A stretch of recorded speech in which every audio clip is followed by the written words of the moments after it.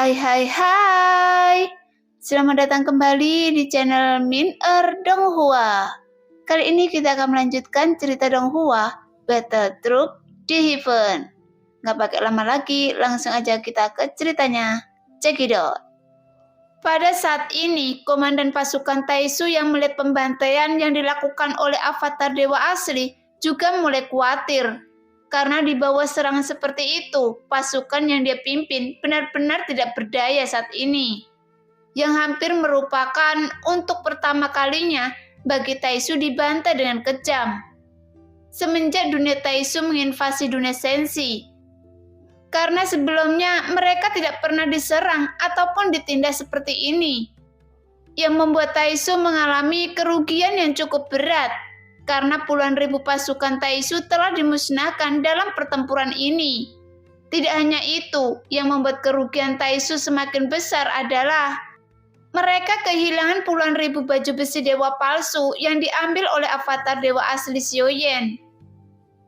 Pada saat yang sama, sinar kepunahan yang terkandung di mulut dewa Taisu Senyi menjadi semakin kuat, seolah-olah dapat ditembakkan kapan saja.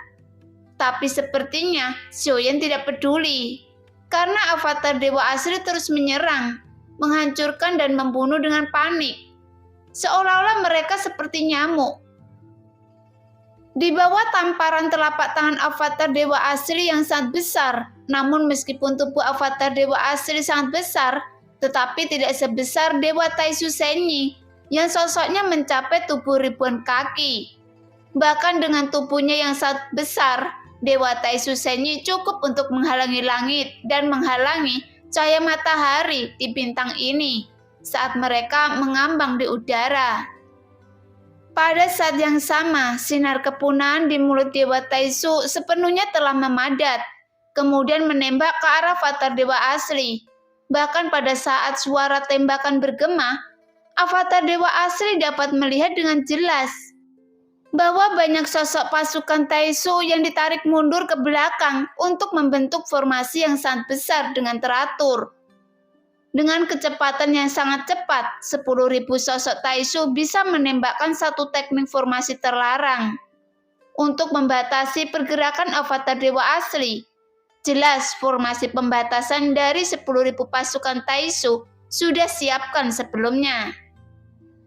Segera Xiaoyan dapat melihat cetakan tangan dari ribuan pasukan Taisu dengan cepat memadat, kemudian membentuk rune misterius keluar dari pelindung wajah pasukan Taisu. Kemudian satu demi satu mengembun menjadi satu dan menembakkannya ke arah avatar dewa asli Xiaoyan. Melihat pemandangan itu, Xiaoyan memiliki sedikit kekhawatiran karena terlalu banyak sinar kepunahan yang menyapu ke arahnya. Dengan tubuhnya yang sangat besar, dia akan kesulitan untuk menghindar.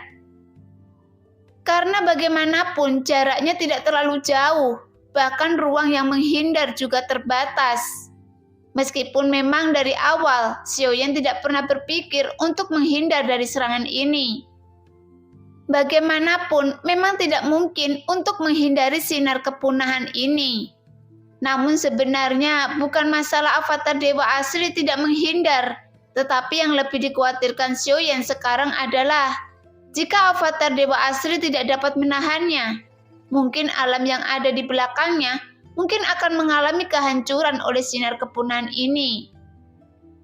Pada saat ini, kecepatan sinar kepunahan menjadi lambat, karena cahaya dingin sudah dekat dan langsung menghantam avatar dewa asli secara langsung. Saya tidak percaya bahwa meskipun kekuatan fisik orang ini sangat kuat, tetapi tidak mungkin bagi orang ini bisa menahan kekuatan penghancur dari sinar kepunahan. Orang ini pasti hancur berkeping-keping. Sosok komandan pasukan Taisu mendengus dingin. Saat ini, sinar kepunahan menyelimuti avatar dewa asli dengan gila-gilaan, kemudian meledak dengan keras. Tuar! Setelah ledakan keras, dampak ledakan menyebar dengan cahaya yang sangat menyilaukan. Bahkan nyala api memborbader tanah, yang membuat tiba-tiba tanah longsor dan retak. Seolah-olah seluruh dunia tampak bergetar hebat, menyebabkan suara-suara ledakan yang memekakkan telinga menyebar dengan keras. Pada saat ini, banyak orang di atas tanah menutupi kedua telinga mereka, menggunakan semua kekuatan di telapak tangan mereka, dan menahan gelombang guncangan yang terus menyapu ke arah mereka. Sekarang mata mereka menjadi merah, ekspresi mereka dipenuhi dengan ketakutan dan kegilaan, karena mereka tidak tahan tekanan ini. Meski begitu, pandangan mata mereka masih terkunci pada pertempuran di udara. Meskipun jantung mereka berdetak semakin kencang saat ini, karena mereka berpikir, dengan serangan seperti itu, seharusnya pertempuran ini akan segera berakhir. Bagaimanapun mereka juga tahu bahwa kemenangan atau kekalahan avatar dewa asli menentukan nasib masa depan dunia mereka sendiri. Pada saat yang sama, di suatu tempat, bahtera yang diciptakan sang ratu mulai memasuki lautan ketiadaan ujung utara ekstrim, yang dipenuhi badai kehampaan yang sangat panas. Meskipun material dan strukturnya dari bahtera ini sangat kuat, jika dibandingkan dengan bahtera biasa pada umumnya, tetapi jika menghadapi badai kehampaan raksasa, meskipun bahtera ini telah ditingkatkan kultivasinya, mungkin bahtera ini juga tidak dapat mendukungnya. Karena sang ratu juga dapat melihat dengan jelas di sekelilingnya bahwa lautan ketiadaan di tempat itu sudah mulai bergolak, yang menunjukkan lautan ketiadaan di tempat tersebut sangat tidak stabil. Namun bahtera sang ratu tidak berhenti, tetapi terus melaju ke dalam lautan ketiadaan yang terus berfluktuasi. Meskipun dalam lautan ketiadaan ini, badai kehampaan dalam jumlah besar muncul dan mulai menyapu ke arah bahtera sang ratu. Tetapi untungnya sang ratu telah memerintahkan semua orang yang membuat bahtera ini memperkuat bahtera dalam semua aspek. Namun, meskipun badai kehampaan ini tidak dapat menembus pertahanan bahtera, tetapi itu juga akan mempengaruhi kecepatan bahtera ini sampai batas tertentu. Pada saat yang sama, sang ratu dan Xiaoyan dapat merasakan sebuah aura kuat yang terpancar dari sekeliling mereka. Tiba-tiba sang ratu dan Xiaoyan dapat melihat bahwa setelah dia memasuki lautan ketiadaan ini, yang sesuai jalur yang tercantum pada gulungan merah, gurita kehampaan yang tak terhitung jumlahnya terus merangkak dengan liar. Sepertinya mereka sedang menghadapi sesuatu dan melarikan diri dengan kecepatan tinggi. Sejauh ini saya tidak pernah melihat gurita kehampaan di tengah badai kehampaan. Sang ratu berkata perlahan, kemudian menyipitkan matanya sedikit, karena ada banyak gurita kehampaan yang terus menyapu ke arah bahtera, yang membuat bahtera tidak bisa naik ataupun turun dengan mulus. Karena ada guncangan akibat benturan dengan gurita kehampaan. Sekarang bahtera terombang-ambing menyapu ke arah mereka dan dapat menghancurkan bahtera kapan saja. Sebelumnya, saya sangat beruntung saat pertama kali saya datang ke tempat ini, karena saat saya menghadapi badai kekosongan yang mengamuk, saya bertemu dengan Chang Yuhua tepat waktu. Kemudian dengan bantuan Chang Yuhua, kemudian mengandalkan puing-puing yang tersapu dalam badai untuk keluar. Jika tidak, mungkin konsekuensi yang tidak terbayangkan, di mana seharusnya ada semburan guntur hitam yang terus menyapu dengan liar. Bahkan tidak jauh dari sana, guntur itu masih ada sampai sekarang. Jadi dapat dilihat bahwa guntur itu seharusnya menjadi asal mula langit dan bumi. Dan energi yang tersisa juga sangat besar. Sebelumnya saya mendengar dari lelaki tua di alam bintang patah, bahwa jika Anda dapat mencapai kehampaan kegelapan utara, melalui alam bintang patah untuk pergi ke dalaman ujung utara ekstrim. Tapi untuk arah spesifik saya belum dapat memastikannya. Xiaoyan berkata perlahan. Tapi saat ini Xiaoyan masih menggunakan avatar Suho untuk berbicara dengan sang ratu. Dan untuk tubuh utama Xiaoyan sendiri masih dalam keadaan kultivasi. Untuk memahami lebih dalam lagi domain Dewa Abadi, kita sudah berkeliling beberapa kali di sini, tapi seharusnya Chang Yuhua masih ada di sini. Xiaoyan berkata, pergilah. Menyipitkan alisnya sedikit, karena jika berbicara secara logis, setelah memasuki ujung utara, seharusnya dia dapat menemukan keberadaan Chang Yuhua dan yang lainnya. Lagi pula, hanya Chang Yuhua dan yang lainnya yang bisa berada di tempat ini.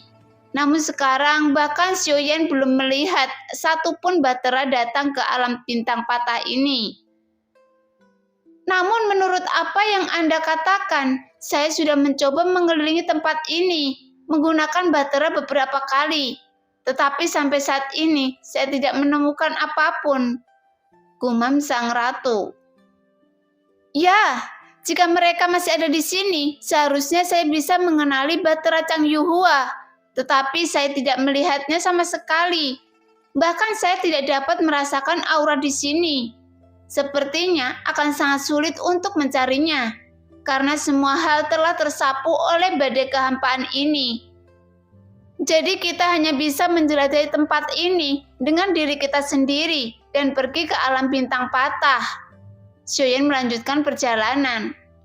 Sekarang Xiaoyan hanya bisa menyerah untuk mencari Chang Yuhua. Sepertinya perjalanan ini tidak akan semulus yang dia bayangkan.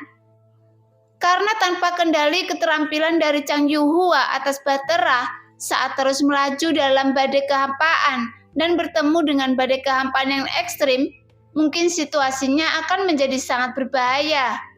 Tapi sepertinya sang ratu tidak membantah keputusan apapun yang dibuat oleh Xiaoyan. Pada saat ini, Bahtera telah memasuki alam bintang patah, di mana ada banyak alam rusak saat ini.